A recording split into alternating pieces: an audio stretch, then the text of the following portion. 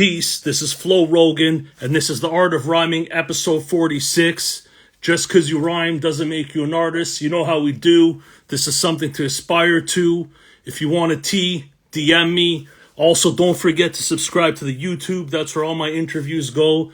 And the Art of Rhyming Spotify playlist. Strictly the best few songs from each guest on the show. Tonight, we got a very special guest. He goes by Juga-Naut from Nottingham, England. I just learned about him a few months ago, did a crash course on his discography. I'd call him an ill non-sequitur rhymer, traditional hip-hop soundscapes, and a legend in his parts. I've heard several say it, man. He's been putting out quality projects for 10 years. About to invite him on the live. There he is.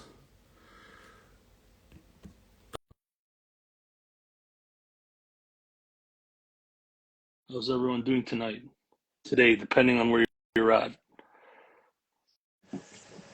Peace, Jugs. Peace. What's good, man? Not much, man. Just segueing straight from work, a meeting straight to talking to you, bro.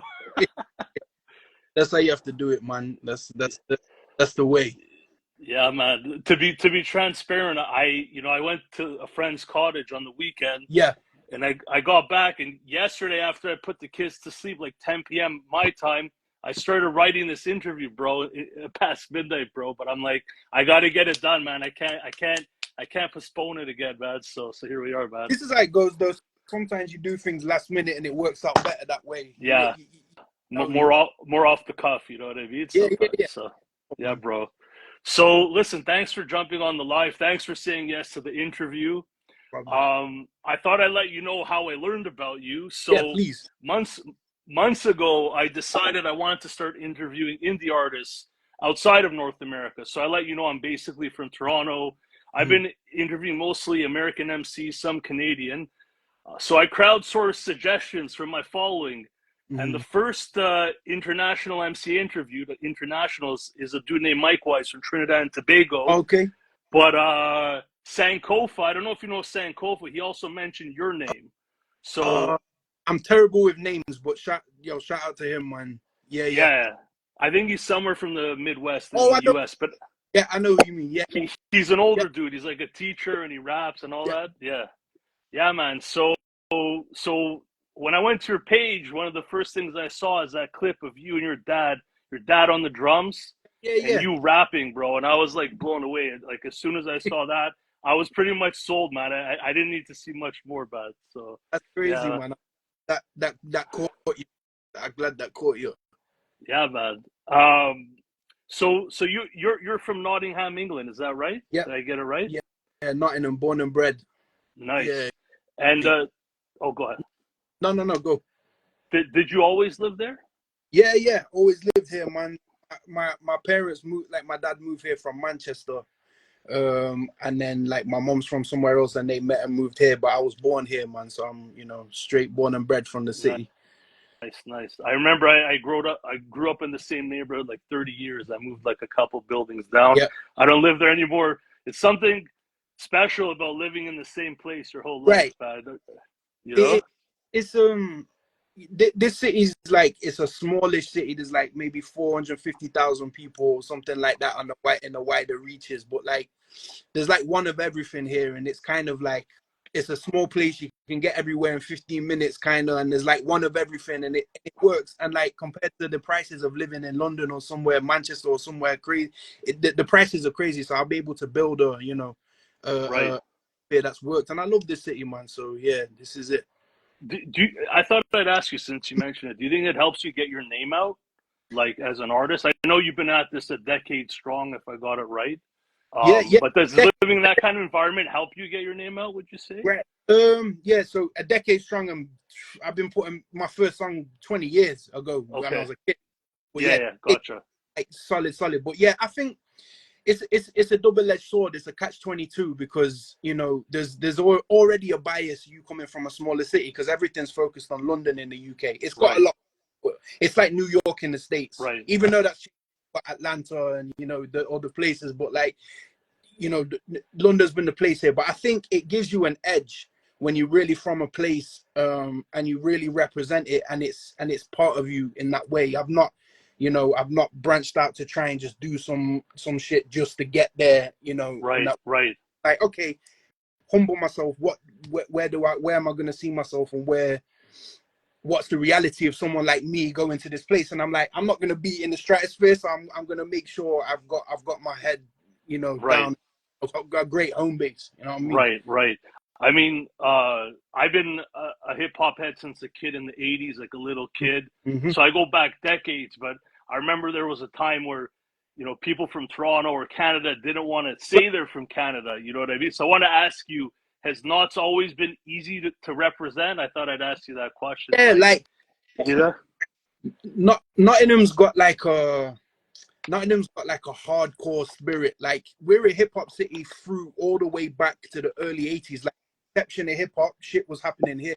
E-boys, right? And like, it was really from the beginning here. And Nottingham's got like, it's like a small city, so we've got like this. We got shit to prove. Right. You know what I mean? Like, so yeah. That really shines through. And we're like we're quite, you know, going back through history, a very working class city, going back to, you know, hundreds of years, man. Like, there's a deep working hardcoreness to this city that works, and especially with the lyricism, you know, like the edge we've got here. So I think that it represents in that way, definitely. Nice. So I thought I'd pull out the Wikipedia, you know, to get more culturally adept. I have backpacked Europe when I was like 25, but I didn't go to England, unfortunately. But I did read that that's the home of Robin Hood. I don't know why I thought I'd mention that, man. That's pretty fucking cool. It's the most famous thing about the city. Like, that, go places and they don't know where the fuck I'm from. But if I'm like, yo, Robin Hood, they're like, that's oh, it. shit. And right. The thing is, with this place, like, we've had artists come over. I've taken them to like the castle. They've seen the guy playing Robin. Like, people have flipped up, and like artists have come over and been like, "Yo, like, it's the real deal here, man." Like, sick. You know, we can go to Sherwood Forest where it happened, all that type of shit, man. It's yeah. That's dope, man. So you know, if you're walking down the streets of Nottingham today, what's it like strolling down the streets today, man? What is Drugs observing in the streets of Nottingham? Can you give us a report? Curious to know. Changes. It's a beautiful city. It's a very poor city, so there's a lot of poverty here. At the moment, there's a lot of unrest in the UK, which is terrible. There's a lot of racism shit popping off. So that's on one side of things, which also hasn't really changed. Like, it's just been under the surface. But I do that so much now because I want to keep it, you know, a bit, you know. Yeah, I hear you. But at the moment, I think walking down the street in Nottingham, the thing I love about my city is the diversity, man. And I found that interesting. Absolutely. Because a lot of, like, especially in the UK, if you're like Indian, Pakistani, or like from the Caribbean, Jamaican, or like my family's from Barbados, you've all either got family in the UK or in Toronto or in New York. It seems to be like they're the places where like the diaspora spreads out. Yeah. So walking down the street in Notts is the diversity, and it's like it's a beautiful city. There's a lot of old buildings. There's a lot of history here. So like that's the thing I love about it. Like, you know, it's all in one place in that way, man. Yeah. So similar to Toronto in that way, for sure. Exactly. So thought I'd go back to your dad for a second. He goes by Stickman, is that right? So it seems to me like music runs in the bloodline. Can you tell us a bit about your upbringing at all? I find it interesting because, you know, I started writing rhymes probably when I was like 8 or 9, but I didn't grow up in a musical house. It was like an immigrant family, straight-laced. Really? I think it's interesting when you grow up in an artistic household. Can you tell us what that's like? If you don't mind me asking, what's your background? Russian. I'm stuttering. Russian. Oh, it's cool. I stumble too, so don't worry about it. Especially tired, man. That shit. Man. Cool, man. That I understand. Like, I can understand with it, like the immigrant and migrant background. They're like this artistic running. I was born here, but you know my parents are immigrants, so when I would, you know, bring rap to the Run DMC, like shit like that, or start rapping, like I was hesitant to be vocal about it, man. I think it would be dope to come from a household where it was like fostered, you know what I mean? So I thought I'd ask you, what's it like? It's all I know. I mean, I know other, but it's like I was born into it. Right. Like, my pops drummer and a poet. My mom's an artist. She became a teacher, you know, to keep the household going, you know, to bring the money in, because the artist money's all over the place, man. But that's what I know. And I grew up around DJs, musicians. Like, I'd wake up 1 a.m, my dad would be having a band practice in the front room, you know, like it was constantly there, man. It was always there. Like, it from the moment I was born. You know, I found out, like, in the past couple of years, I didn't know this because there's so many stories, like the jazz drummer Max Roach, like, bless my mom's stomach when I was in her belly, like, jazz level of shit. So, like, and my pops, like, he opened for Tribe around that time, and some other Tribe. Wow. So, like, it's just been there, man. It's always been there. So yeah, nice. It's in the blood, man. It's I call it like the goosebump.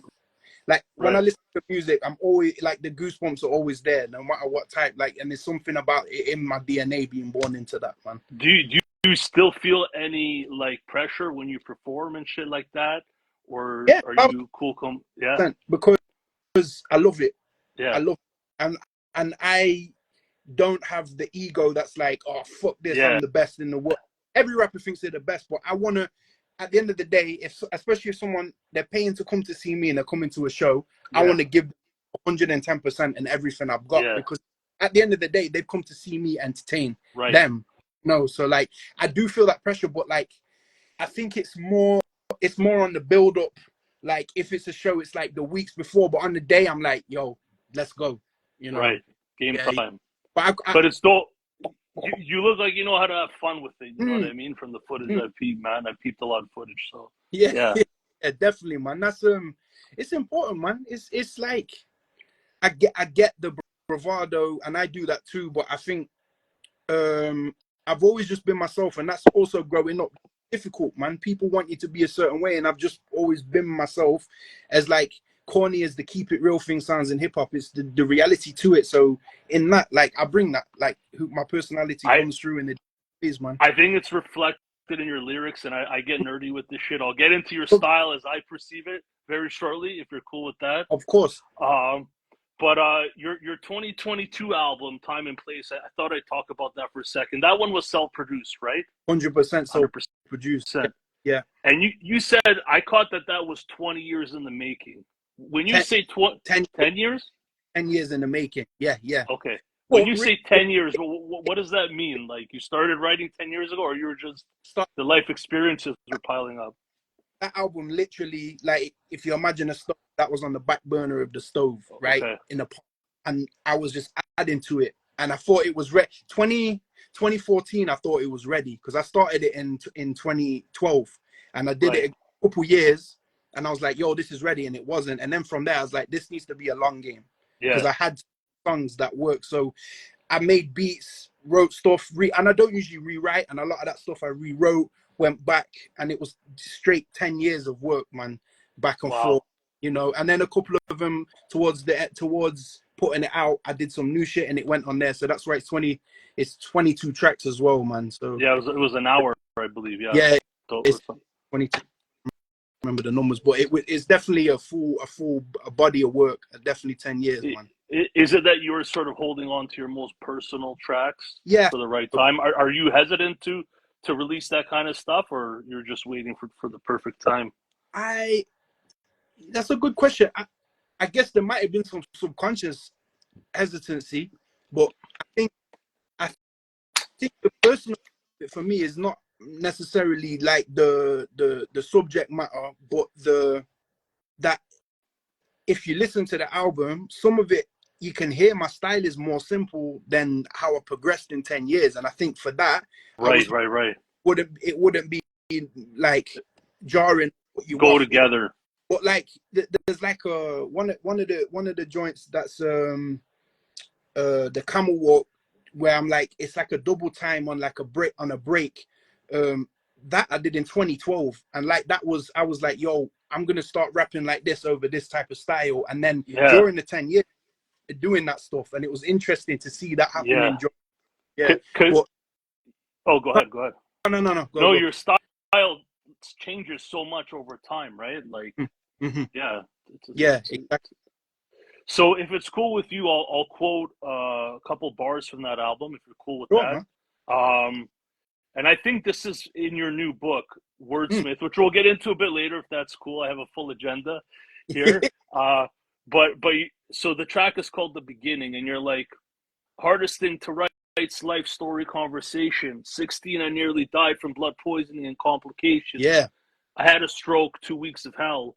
Lived to speak and tell. Overweight but keeping well, trying to feed myself. Knife pokes turned my white tea red. Gun pushed into my chest, all for nothing at best.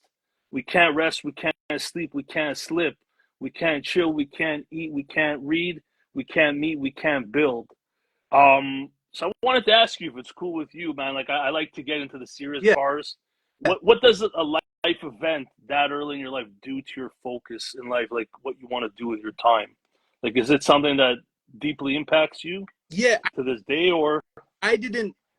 It's a great question, and thank you for pulling that out, because that, you know, you talk about trauma, like that was pure trauma, but where I grew up and who you grow up around and what it is, in that there was a medical situation with me as a person, and then there was like violence and shit going on at the same time. Right. So like for me, it was like the way I grew up, it was like just get on with it. This happens to people around here, and don't get me wrong, I grew up in an artistic household that was very mixed, and a lot of my friends were doing other stuff that I wasn't doing because I knew at it even at that time. But like at that time, like I got blood poisoning and it was like salmonella septicemia. I got it in my hip and it spread around my body and I nearly died, and I had a stroke in a hospital. Wow. But like at that time, it was just like I nearly died, but you're a kid, so you don't get the full ramifications. Like to this day, like once a year I get a stroke checkup, even though I might not need it. I'm overweight, but they're like, oh, you know, we need to check on this. And it's like the other stuff I'm talking about there is stuff that happened to me just, you know, as a kid, 16, 17. Yeah. Well, I know what it's like to have a little health scare, and like even later in life, and that changes everything. So I thought I'd ask you how that impacts you at such a young age, man. So man. The thing, I'm just, you know, I'm 34 now, and I'm just realizing how much it has impacted me and how much it propelled me to be like, fuck, I've gone through this. And I'm not saying it like in some Hollywood shit, like, oh, it made me the best I could because I nearly died. It wasn't that. When like my mom and people around were like, you need to just get on with it now, because if you die on that, it's gonna be the thing you blame if you don't go further. It's true. It's you know? true. But then also, it's not like, you know, the TV moment where it's like, I overcame this. Yeah. And it's a process. It was a process. Right? But I've realized how much in me as a person, things I do, I'm always trying to be safe, check things, think about health, the way I work. It's all, you see how it dates back to you've gone through trauma you go through, and you don't realize until you process that. You know what I mean? Yeah, man. Yeah. So if I went through your IG feed, if I got it right, did you launch a tour off of that album, Time and Place? Did I get it right? Yeah. Is that do you do that often, or was that one of the more notable things? That was my in your first tour I did on my own, and I it was only a mini tour. It's 4 dates, right? But I like everything I do pretty much. I did it all on my own and like contacted all the venues. It was people I've met over the years and put it together from that. And that was amazing, man. Yeah. You know, most artists I speak to have done things, I would say, a few levels above me. You know what I'm saying? So I respect what you guys do. Yeah. And just to have that project sort of in the stash for 10 years and then put it out and then have the tour and shit and bring it to life, that's really cool, man. Right. So, man. So a little while ago, changing gears, I interviewed an artist named Shoddy. He's a regular guest on my show. He's my homie at this point. He's from Miami, and he had this album produced by Pharma Beats. It just came out a bunch of months ago. It was called Nothing Changed Except Everything. That was a big step up for him to have an album produced by Pharma Beats. So in preparing for that interview, I brushed up on Pharma's history, right? At this point, he's a legend in the UK.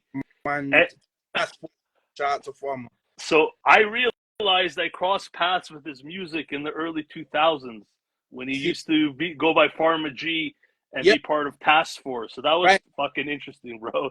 Right.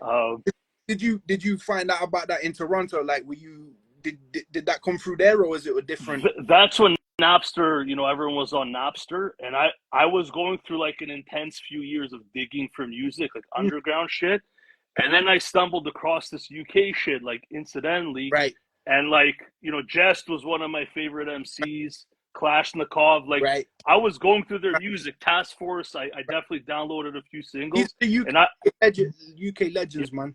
yeah, absolutely. And the cool thing was, I felt like it was extra underground because it was from another part of the world, Right. different like slang and stuff like that. It was cool, man. So But you know, the thing is now the UK slang is big in Toronto, right? Like the UK shit, yeah, like I've heard that, which is crazy. Like I waited for that for a long time. yeah, You know what I mean? I yeah, was yeah, it's gonna gradually go over there. You know what I mean? yeah, man. I mean, between UK and Canada, it took decades to build. I'm sure the UK as well to get that, you know, to be as popular as it is. You know what I mean? As influential as it is, Right, right? right. But So it's seen as like, you know, it was always kind of like a joke, like, oh, the accent, I can't fuck with the accent or whatever. But then it was like the clothes in the US and Canada started getting a bit more fitted, and the yeah, shit started yeah, a little bit, you know what I mean? And it was yeah, like, yeah, and then yeah, the little style and those few people that was on it back in the day, it was like Dipset was peeping it, and ASAP really took it. The ASAP mob really were like, yeah, yeah. fuck shit, you know what I mean? I'm a little older, man. I'm like 43. I kind of avoided the tightly fit clothes, but you know what I'm saying. This is But like, dude, like really do it. So, but even naturally, hey, we weren't so bad. Like I got shit for wearing a baggy shit here, man. People were like, yeah, people, yeah, yeah, like, everyone was wearing tracksuits and you know Nike shit. yeah, yeah. By the way, let's shout out the people in the live. We got Vega Seven, the Ronin. I imagine you know who Vega Seven is. What's good? I think so. Shot Check just honest, I'm terrible you with have to check this dude out. If you don't know him, he's mind-boggling, man. We'll just leave it at that. But he's raising my saying they just Kalashnikov, yep. that's fire. The Yellow Yard, Lil Dog, Abdul Malik writing. Thank you for joining. Upstate 81, Shaba, Yep. lots of other Yep. folks passing through. Thank you. Um, so yeah, I wanted to ask you, is that the era of hip hop I just mentioned, UK hip hop, did that influence you at all? Is that something you went back on or? Not really, man. And this is the thing, because I'm 34. Like I knew of it, but I was in, and my head was in the States a lot more. In like, if I'm talking from like 2000 to like 2010, like my head, like I was listening to grime music here a bit, and my head was more in the States. Like I was a kid, so I was going back. I was going back to like 90s, 80s Right. shit. Yeah, And yeah, yeah. I love the UK shit, but I was really like, I was listening to the Locks and, you know, Gotcha. Nas on, and like, you know, that's where I was at with it. So like, that's the shit that was influencing me, and Woo, you know, and the UK shit with like Kalashnikov, I was big into, and there was certain people that I was, and people from my city, Scorsese, Yeah, Capo, Joe yeah. Boo, 4-5, the P Brothers, people from my city. I was like, yeah, this is my, you know, this is my city. But I'm familiar with a lot of the names, but I last night I watched a 30-minute documentary on the history of grime. It was put out in 2016. I thought I better catch up, man, for this interview. Can we find you with any grime tracks? Like if we dig into the vault, or not at all? if there is, they're banned. They're They're cancelled. banned. Got it. Like I was, you know, like, you know, if you watch any documentaries about punk, like punk music in the 70s and hardcore and shit like that, like we were really there. Like I was 12, 13 years old, like rapping with like grown dudes and like, you know, above barbershops, and like so you know, like dancehall music where he's spitting over the beats, you know, with the DJ. That's we do sets in grime where everyone's got like their 8 bar or 16 bar that they're known for, and you jump on the set. It's not Right. like it's all about the energy, and it To was our party pure, party music. pure energy and hardcore, man. So like, yeah, like there is some stuff floating out there, but on Time and Place, there's a grime track on there that I put there on purpose. There's a song called Foundation Radio. So I go from a house track into a grime track, and there's my Right. grime shit. Yeah. Was it a proper grime beat, or was it more like a hip hop beat? Grime Okay, beat. Yeah. I'll circle back on it. I went through almost all your That's Spotify, but you know what I crazy. mean? It was at an accelerated pace, but I Like, did listen to most of it front to back, bro. yeah, yeah, So yeah.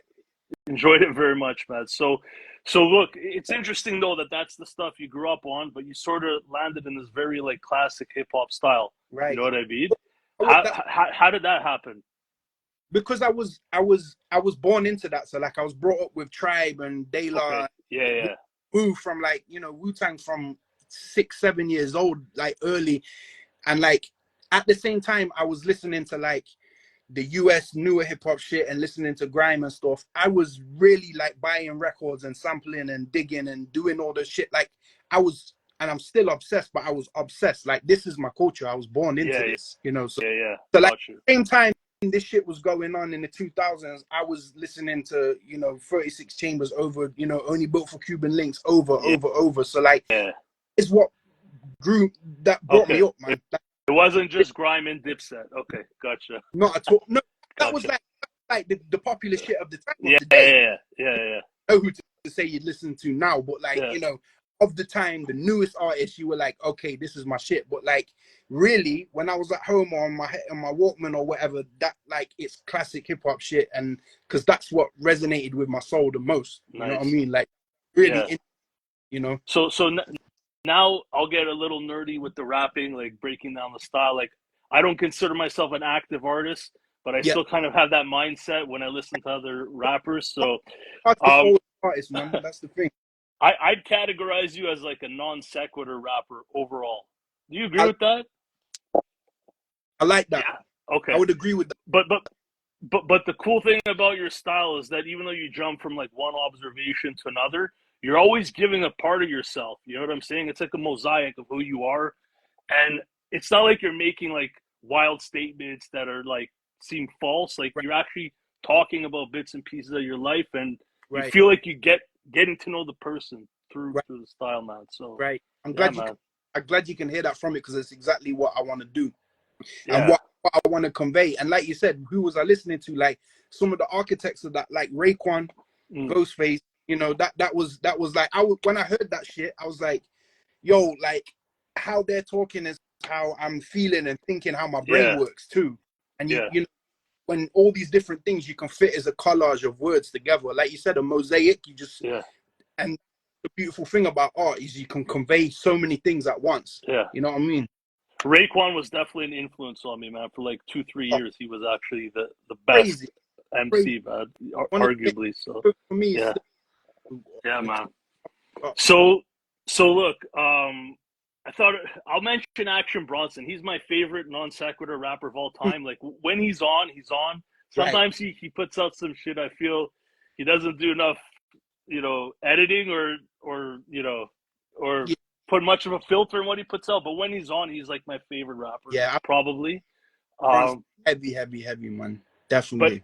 I feel like he's saying shit that's out of this world. It's kind of surreal. It I gives you love, a peek into his creativity. Sorry, go ahead. I love that shit and the sense of humor. That's what it was about, man. Like you said, having fun with it and bringing that in, man. Like that shit was so refreshing to me with when he came with that, man.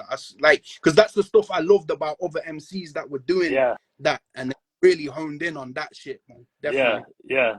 But I guess to compare it to you, it's like you're doing non sequitur stuff, but again, everything that seems like a part of Right, you, not right. just a grand imagination. So it's cool, man. It's your shit is dope, man. So just want to say that. Yeah, yeah. Have you always rapped this way, or did you ever rap differently, or like with a different style, or more like commercial when you were younger, I, anything like that, or? like I said, like I try, you're a kid, you try and do some stuff that's like, let's make this track for the ladies. Let's make this track Yeah, for, yeah, bro, yeah, like everyone goes through that, but that's the hard thing. My age, I've grown up on the internet. So that shit, I was doing that shit, putting it out. So like my first mixtape when I was 15, 16, had some of that, but I was still always rapping, non sequitur, random, like the way I was putting stuff together, it's always been there. I've just got better. I've hopefully progressively got better. You yeah, know what I mean? yeah, It's style, sharpening the blade, sharpen year after year, and got better. Like I know when I was 16, I wasn't great, but I couldn't do anything but rap. Like that yeah. was it's Right. deep in there.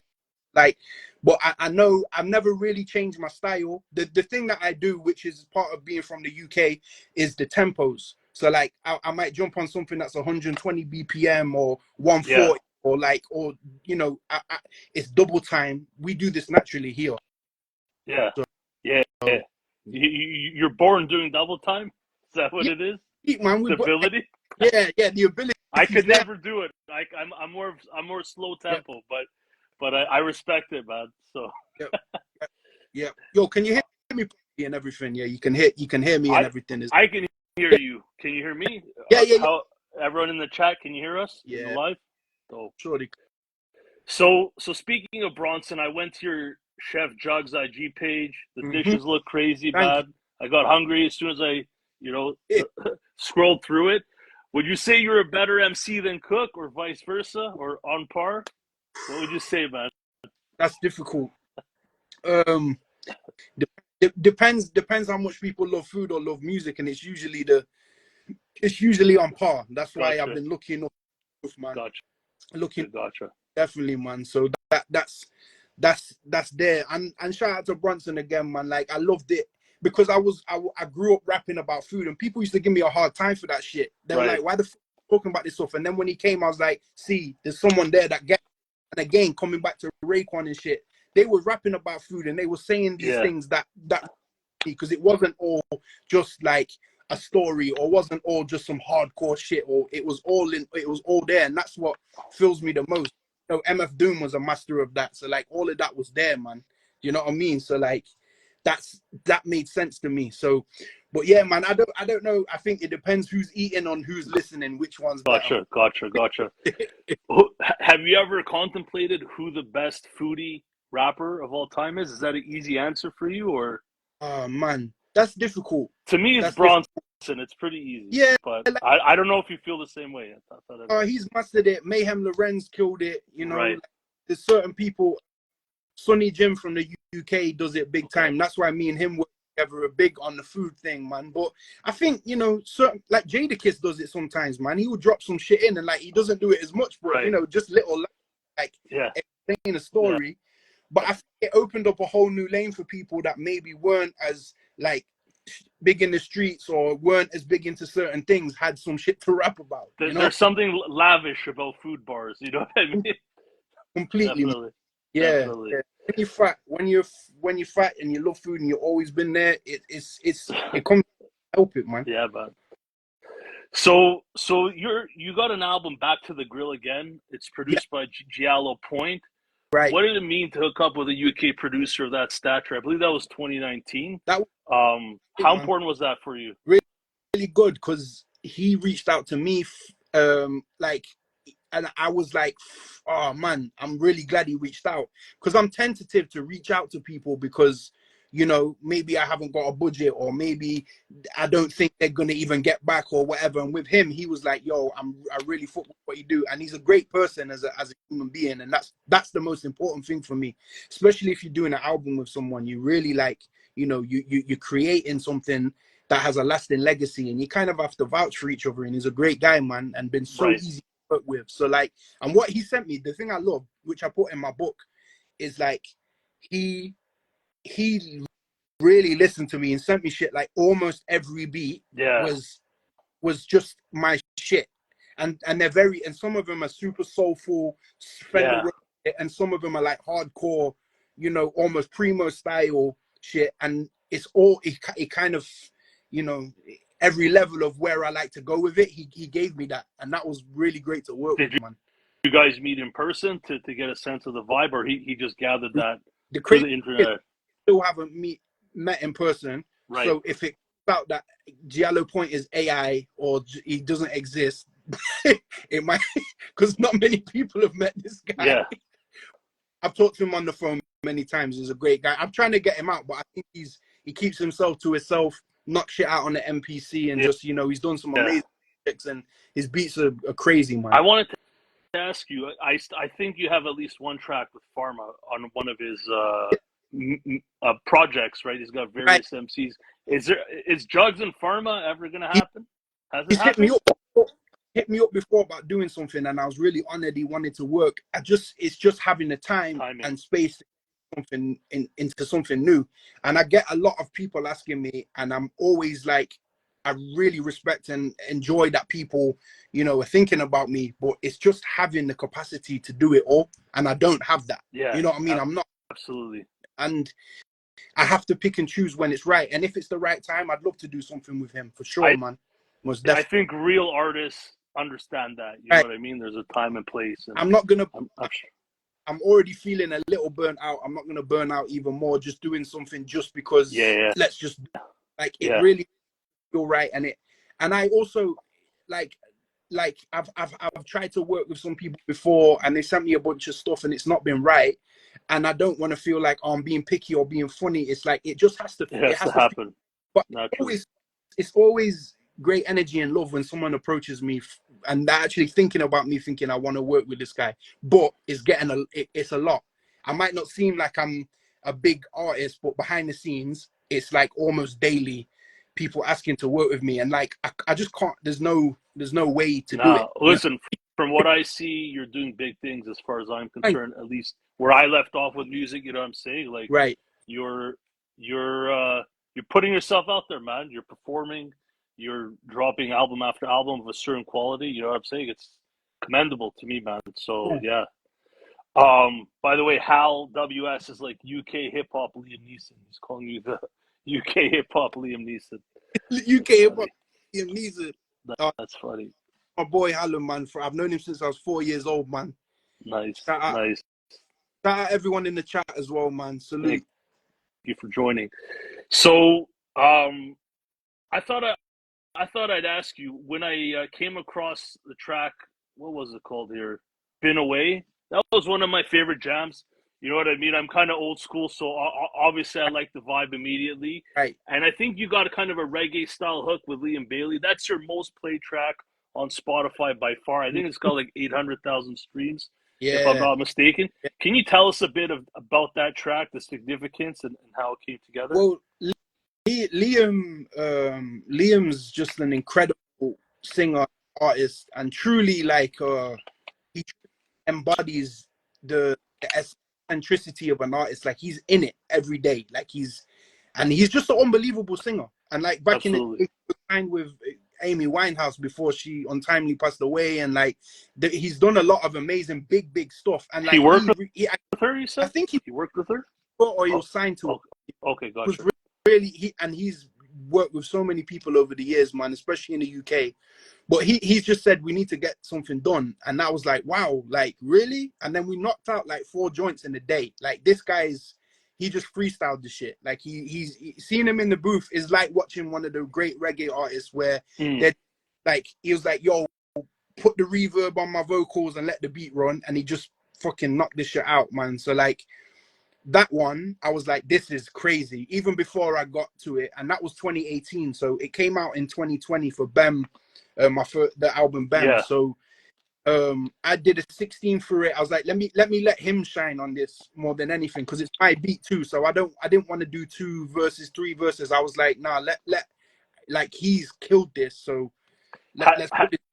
How did the song pick up so much? Like, was it him as a feature, or like I think it's placement, or I think it's him as a feature, and I think during the time when it came out with COVID and stuff, people were at home, really needed some uplifting stuff. Right. But we did an amazing video for it that is still one of the best. It's pretty much the best video I've done, with a great director called Michael Hollick, who's from Nottingham, who's done like huge videos, like for the big. He was like, yo, okay, let's do something. And we did it like run and gun, 3 days, guerrilla style. Got a bunch of people in from the city. So like the people who were in the video, that's my city. Like the video is like a homage to my hometown, man. So like that song, because like you said, like you like the classic hip hop, that song feels timeless. It's maybe set way, but like for me, that is my shit. Like that's your bread and butter. I was like, yo, crazy. And I sat on that for maybe 4 years, something like that. And then I sent a bunch to Liam, and when he jumped on that, I was like, yo, this is unbelievable. I always throw like 2-3 tracks from my guests on my playlist before great. I move on to the next. That's gonna be one of the tunes. It's gonna be tough picking out the other 2 because you got a lot of dope Dope Thank you. tracks Thank to choose from, man. So you got a couple albums with sequels. You got BEM 1 and 2. So Right. BEM 2 is your most recent work. Right. Dope. And then you got Stolen Art Part 1, 2, 3. When is it time for a sequel? When is it justified in your opinion?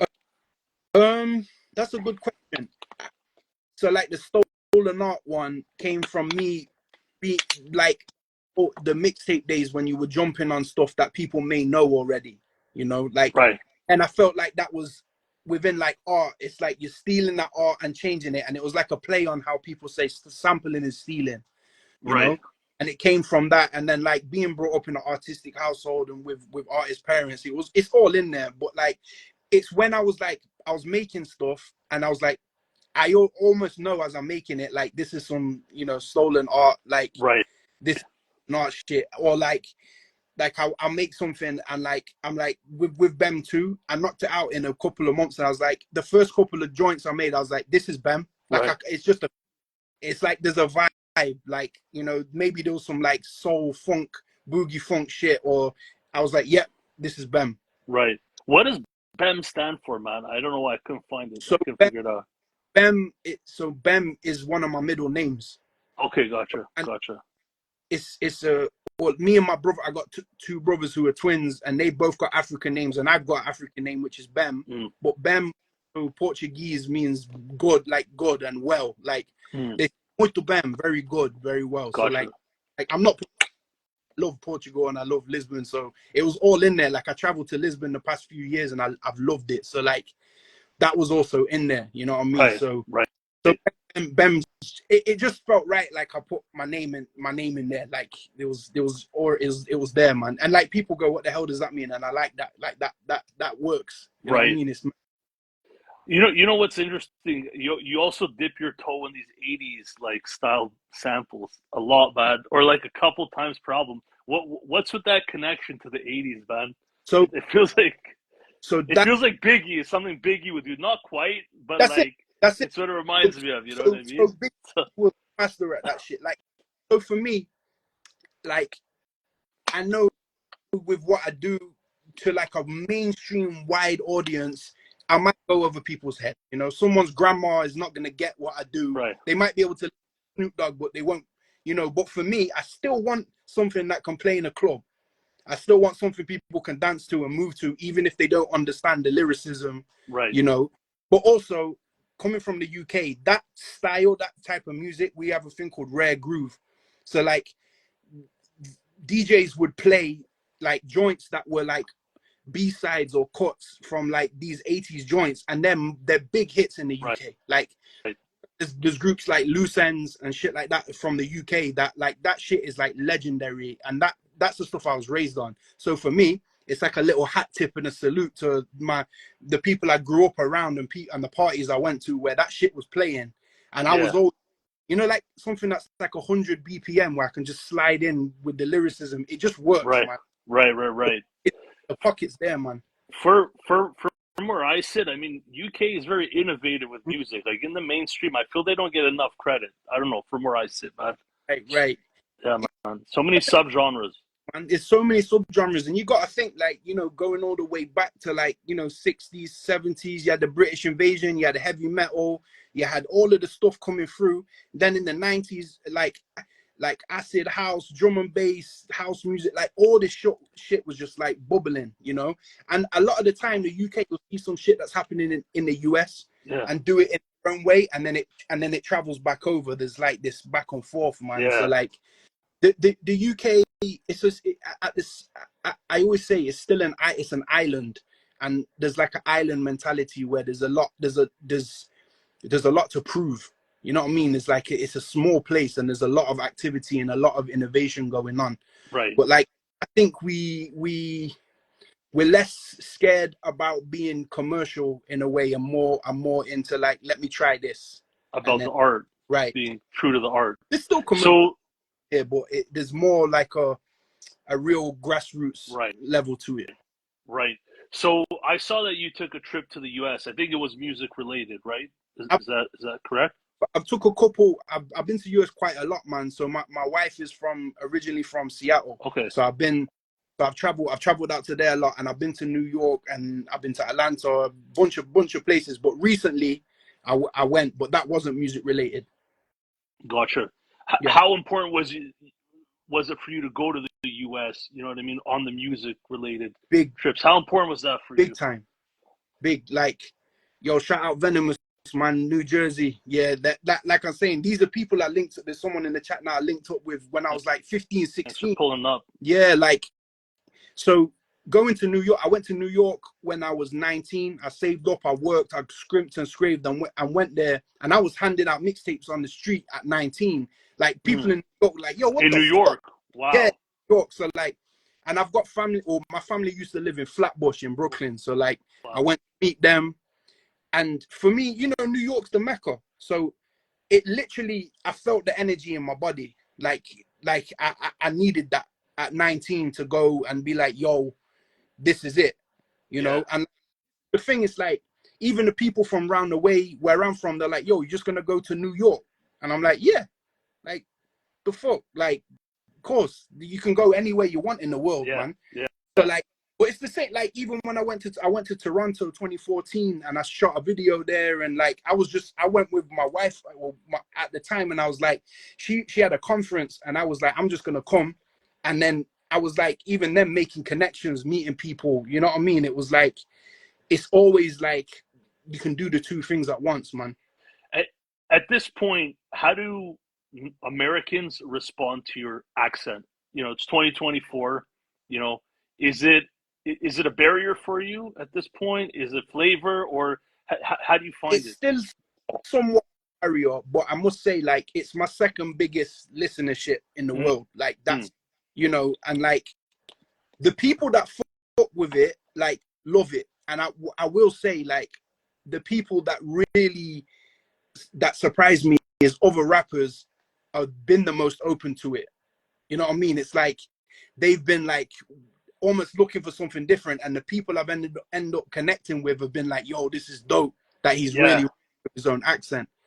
But it's been a barrier. Like, I still to this day, I'll get people being like, yo, like, I don't fuck with the accent, it sounds corny, or what. Like, they don't get it. But what they don't understand, like, hip hop from the inception, like, from, like I said, late 70s, early 80s, people were rapping here, you know. And like, the thing is, some people used to rap with an American accent because they thought it would, you know. But like, especially in Nottingham, people really rap with this accent. That they were like, nah, we're doing this, you know.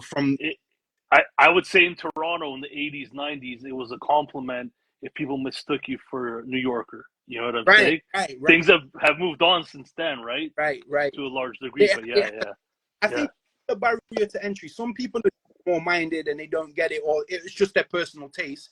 But I think when people do get it, they love it. And I think, like, I don't know, when I went to Atlanta, some of the people I met there, when I was rapping, they could understand me, but when I was talking like this, they didn't know what the fuck. So right. I don't know whether you're having to process it a bit more. No. Like, no. I mean, when I first tapped into UK hip hop in the early 2000s, I thought it was flavor off the bat. Of course, in Canada, there's a English influence. You know what I'm saying? So maybe it was a bit different in that regard. But I thought it was flavor off the bat. Like I said, I interviewed a Trini MC, and he told me the same thing. There was a period of time where people were trying to hide it, even to this day. But I think it's flavor. When you bring your vocab and your accent, to me, it's flavor. You know what I'm saying? So, like, a Trini accent, and like I said, my family's from Barbados, and like the Bayesian accent, like, everyone's got their own twist and style how they say things. So like, I've always said it, I've said it 1,000 times, but like, the Nottingham accent, we don't draw out the words, we say shit short. So it's like a East Coast New York accent, so we can fit those syllables in. Whereas in London, they draw the words out. Like, we would say here bath, and they say bath. I would say right. Off. Right. So like, I can say bath, laugh, that, and do the machine gun flow. Whereas you can do that in London, but there's something about the Nottingham accent. So like growing up listening to Pon and Cool G rap, I was like, I can do this shit. Like, this shit is coming to me.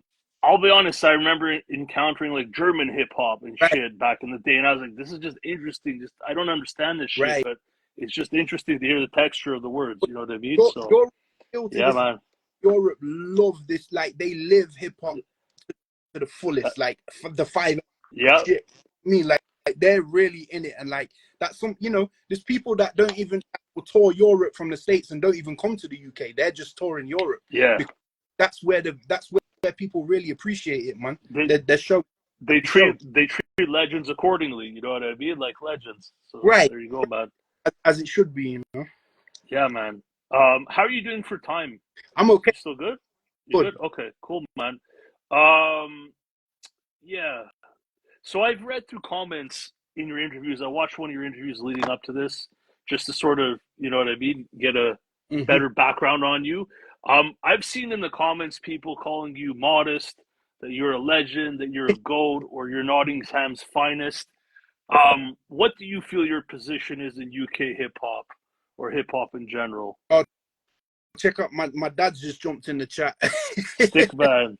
Thank you for joining, man. Keep it true to self. Detail or personal flow. Yeah.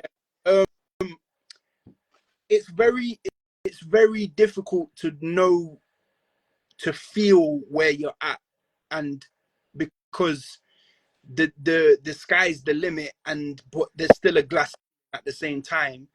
And where I think it's amazing that people have said that about me, but I don't feel that myself. And I think as a man and as a person and as an artist, I've got the most incredible fans. I've got a niche group of people that truly have kept me going for the past 10 years or so. But there's always this want to get the love from your peers and the legends and that type of stuff. And it's very difficult to be like, okay, this isn't coming. So what do and why do I want that appreciation from those people? Because they're my peers, or because they are the people I've looked up to. And, right. But then you have to be like, well, I am doing this myself and I'm on my own journey. So that might come. And when it does come, will it be as good as I think it might feel? I don't know. Right. But it's hard to gauge where you're at, because monetarily, I'm not a GOAT. Monetarily, I'm not a legend.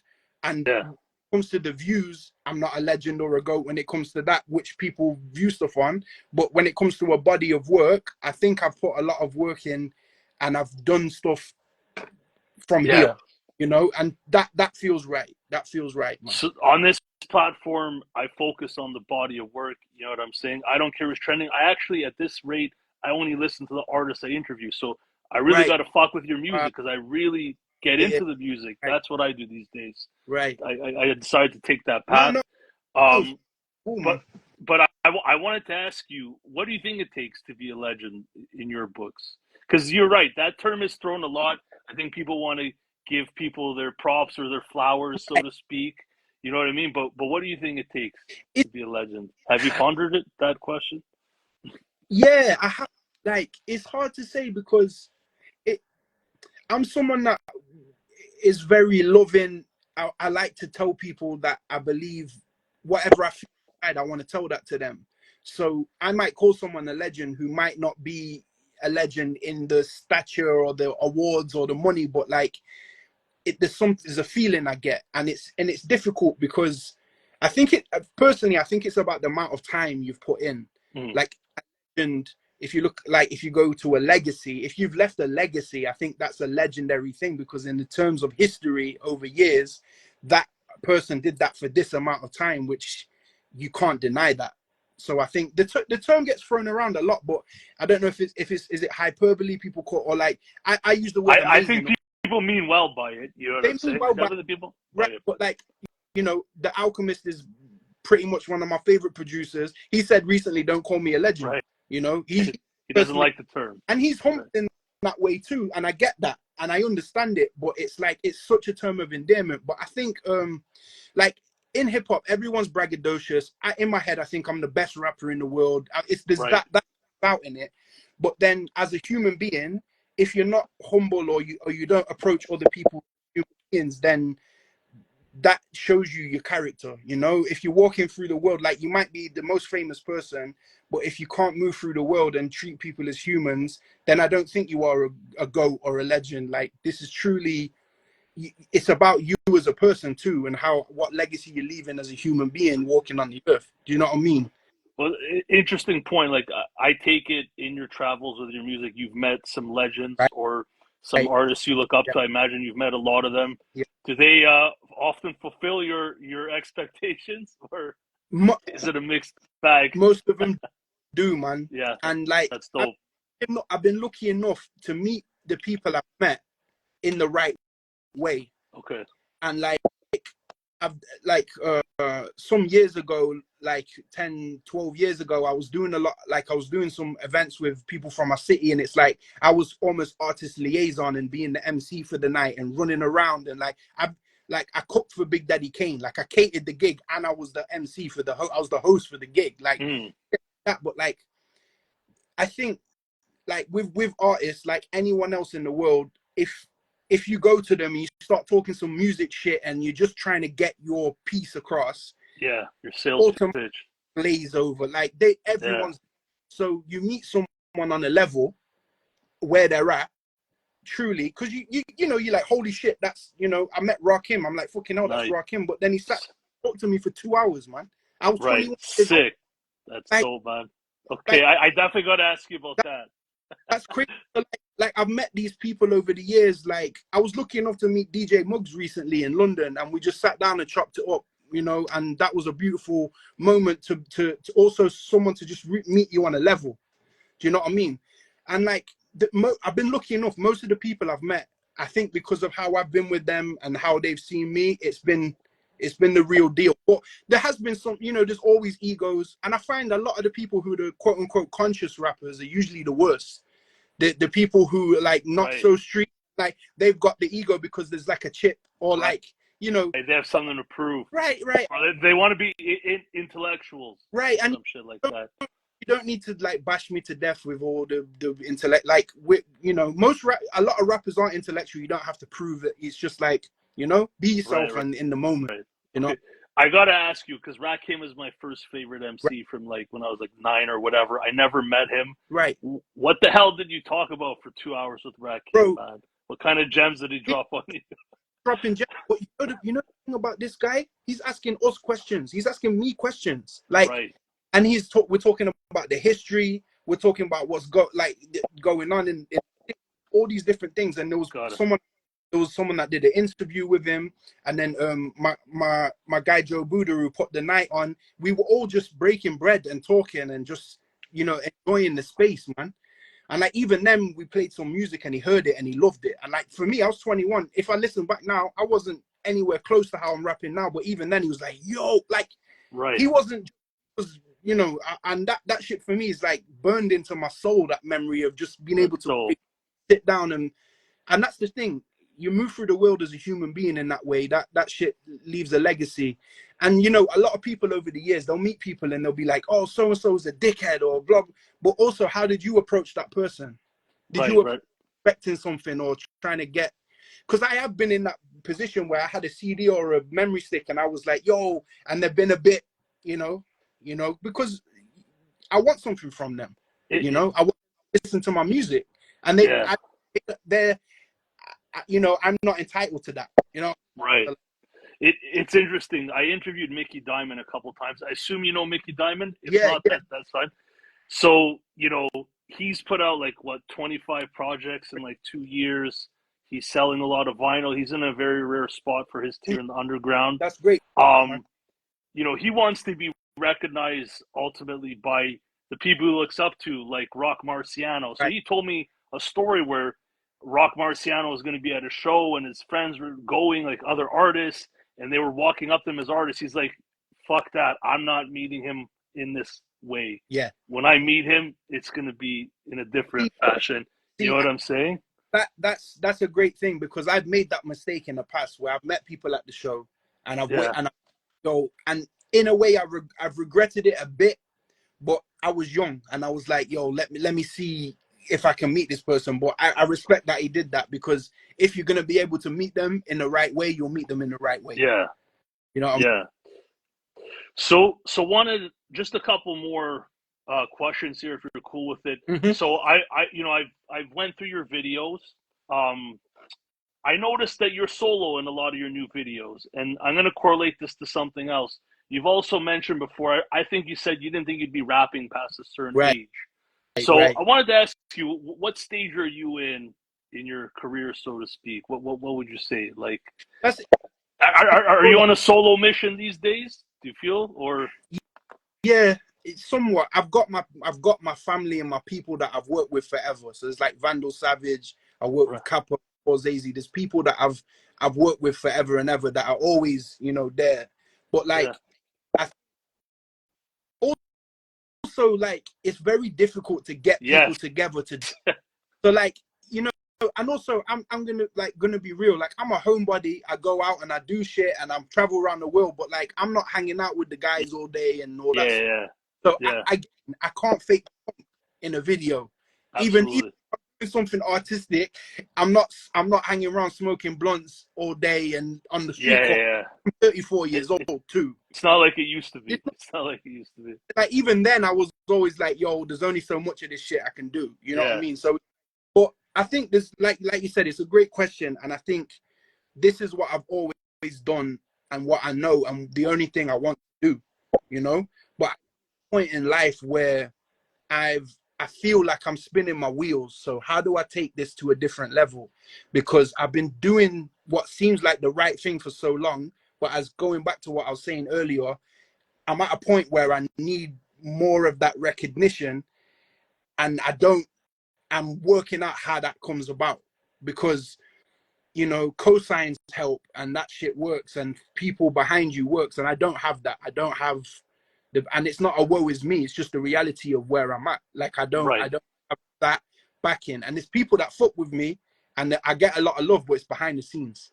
Do you feel like you have a good feedback loop? Like, how do you know when to listen to people? You know, everyone has an opinion, this and that. Like, the, the I think because the opinions become they're few and far between now, so when I do right, get it, it hits me hard. right, So if it's negative, I really feel it, and if it's positive, I need to feel that more actually, because you yeah, like I think I'm looking. I think I'm at a place where I'm like, yo, I'm doing everything right. So what the fuck's the deal? And right, then talked about, I'm like, is it my accent? Is it my name? Do people don't know what the fuck I'm talking about? Am I just fucking corny? Like you're like, the, what's the deal here? there's so many intangibles. Right. There's so many And, intangibles to and music. as a Yeah, you know, you're sensitive and there's things. I haven't got that rapper bullshit where I'm like, yo, I'm the fucking illest in the world, bro. Like, that's cool, but for me, I'm an artist, man, and like I'm like, yo, how do I take this to a place that's you know really gonna work for me as a, within the I want longevity, you know, and right, I've been it for right. a long. That's the most important thing, man. So for me, any artist I've interviewed, again, largely indie, Right, if they blow up, fantastic. I'm vested because I've researched their story. Sometimes right, I chop up with them multiple times, but if it ended here, I've thoroughly enjoyed the music of everyone I've interviewed, right. and that's like the core thing that Is I care about, yeah, anyways. yeah, yeah. But yeah, but so I have a closing question. I try to think of interesting closers. So let's see how I do here. So BEM II, your most recent self-produced album. Mm-hmm. Um, I read the description of the album, and you're like, the album is best listened to just before you decide to ask Jugs in 2024, after a decade plus of releases, if he's still doing his little music thing. That sounds so aggravating. I know how that feels, and I've even downplayed my music endeavors on several occasions. Right, I vowed never to do that again. right, But who said that to you? How bro, does that feel? bro. I'm no joke. Almost every day, still. Right, Someone from my city will like my fucking post the week before, see me and ask me if I'm still doing my music shit. right, Like it's so passive aggressive, you know. But like this, it's like if I haven't proved it already, like I've been lucky enough that it's been kind of paying the bills for some years now, right?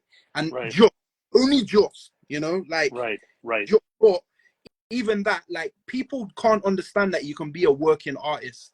Like it's and they see all the mainstream glitz and glamour, and even on the underground, they see all the shit that comes with it, or whatever they see. But the reality of it is, most people are just getting by, or they're doing some other shit.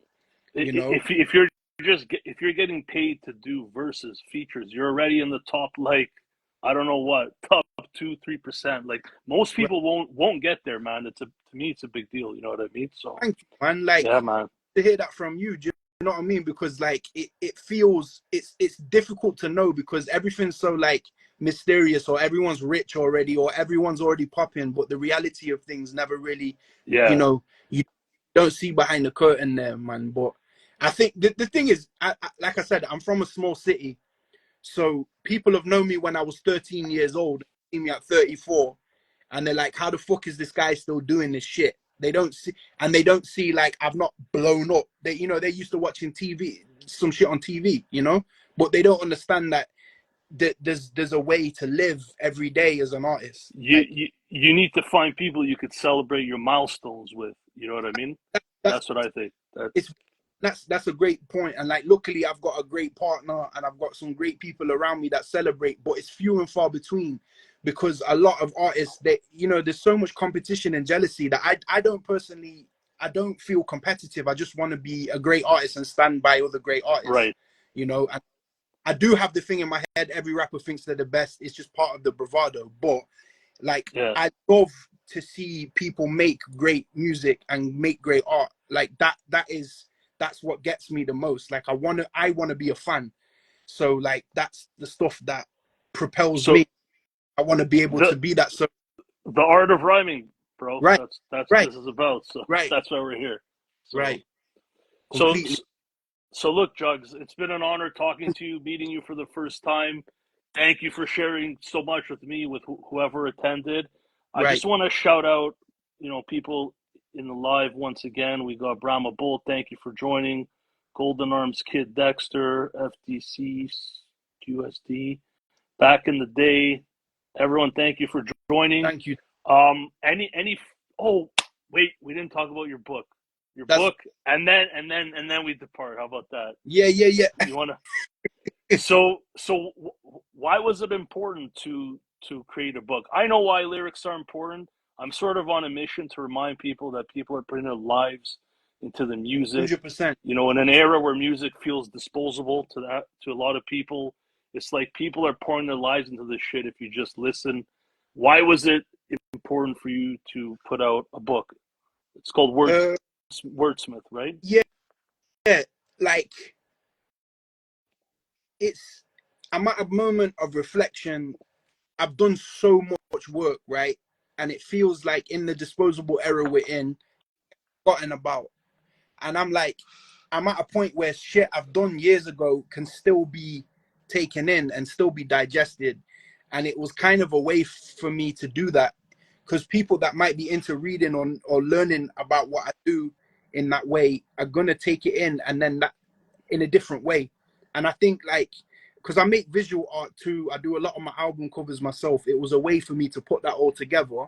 But at the core of it, like I produce too, I'm an engineer, I'm master, I do all this artwork, Oh all the shit! different, but like at the core of it, I'm a rapper and I'm a lyricist. And that's what got me as a child at 4 or 5 years old, listening to Tribe. And for me, that's still so important to me, is the art of rhyming, the lyricism. So like, to put that on paper, for me, like you said, people put their life in the work. It's been, I've been kind of, I'm putting myself out there in a different way, because when you're spitting, it comes across one way. Different, yeah. When it's on paper, people can take it how it is on the paper. It's And different. Even when you listen to music while you're reading the lyrics, it's back completely and different. forth, yeah, and make it sound fly. But when it's on paper and you're reading it, they can critique and analyze and understand what I'm really saying, and stuff that might be, construed one way can be taken another way. But it was important for me to put it there and kind of make like almost a greatest hits. In this, I'm not at a level to make a greatest hits yet, but for me, it was like tracks that really define me and my different styles in one book. But it's gonna be a series of books. Are there any other copies that anyone could pick up, or any copies left, or it's gone? I only did 50 because Nice. Realistic, but it went in 2 days, which is amazing, man. So Nice. thank Congrats. you for them.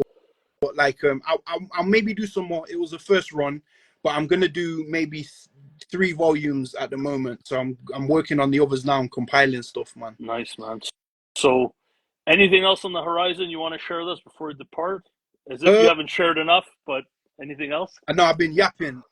No. It's pure gems, man. People can relate. So. Thank you. My wife in the chat, dear indeed, and my dad's in here. So see, look, it's a family affair, and if people, you know, that's the support that I've got. You know what I mean? But at the moment, I've got an album with a producer called Mr. Brown, who's also he's amazing. You know, graphic designer. He does a lot of the underground hip hop stuff you see coming out. A bunch of graphic design, but he's an amazing producer. So we've got an album coming out that we've just finalized, and we're just doing the finishing touches for. That will hopefully come this year. So that will be coming. So me and Mr. Brown, and then I've got a bunch of stuff in the works, different albums. But I'm trying to, like I said, I'm trying to see where I go next with it, because I'm at a place where I'm like, I can't keep doing the same thing. Yeah. Because it feels like I need that progression. I'm very happy and I'm very honored to be in the position I'm in. I have worked for it, but you know, I'm at a place where I'm spinning my wheels a bit. So I'm kind of focusing at the moment where, like, where do I go with this? That's gonna be being, you know, I'm gonna be able to maintain it in the best way, you know, because I'm doing everything myself. And yeah, well, for what it's worth, anytime a guest passes through, like, I'm a real fan at this point. I'll plug it for what it's worth on my platform. If you drop a single or whatever, thank you, man. It's been an honor talking to you, man, and I hope to stay connected, man. I'll be looking out for the new project, man. Thank you. It's been great to talk, man, and like I really appreciate you going, you know, really listening and going through, and like the questions have been great. It's not been the same as stuff before. It's been really good. Like I can see you love the art form in this way, man. So I really appreciate your time and thank you talking to me. Thanks, bro. Thank you so much. Thanks everyone for joining. Have a great night. Respect, salute. Peace.